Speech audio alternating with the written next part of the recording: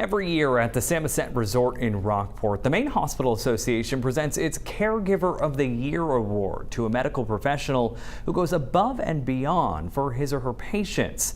This year, the award is going to not an individual, but an entire team at one Maine hospital. The members of the Trauma Response Team at Central Maine Medical Center for their heroic work on October 25th, the night of the mass shootings in Lewiston.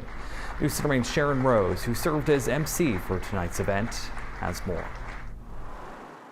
As word of the shootings at a bar and a bowling alley that awful night began to spread, nobody at Central Maine Medical Center knew exactly what they would be dealing with, but they knew it was going to be bad. A lot of people have said whenever they were coming in that there was so many lights and sirens that it still like triggers something for them whenever they see sirens. They also knew it was all hands on deck.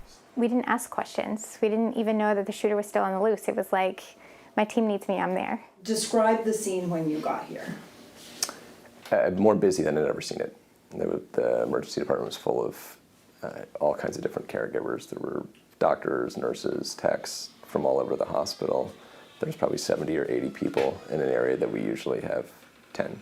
Yeah, people came in that we didn't even call and offered to help, and thankfully they did, because we needed just about everybody. And as the first patients began to arrive, the night shift charge nurse said he had never seen wounds like that since Afghanistan. When they rolled the first patient to the OR, looking at the trauma room, sorry. It's okay. There was, like, every drawer from we have trauma carts, and every drawer was open, and there was just blood everywhere, much more than a typical major trauma scene. With armed law enforcement stationed outside, frantic family members looking for their loved ones, and patient after patient arriving with severe injuries, you might picture a chaotic scene. But those who were there that night say it was the opposite.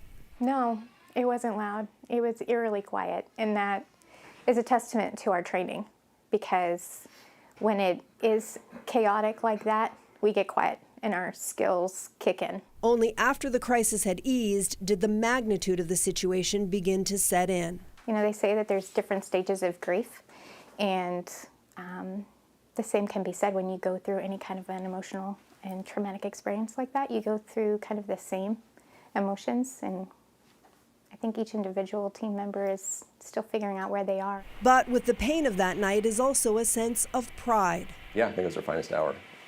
What I've said to people is, I wish it never happened, but I don't wish I was on vacation. I was glad to be there. I'm very proud of the people that were really here when this whole thing unfolded and did a lot of the hands-on work.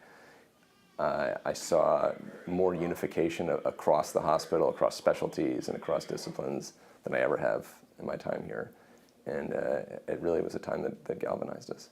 The Central Maine Medical Center Trauma Response Team and all those at Central Maine Health who cared for the victims of the mass shootings that night and beyond, earning the gratitude of the community and the respect of their colleagues across the state. Sharon Rose, News Center, Maine.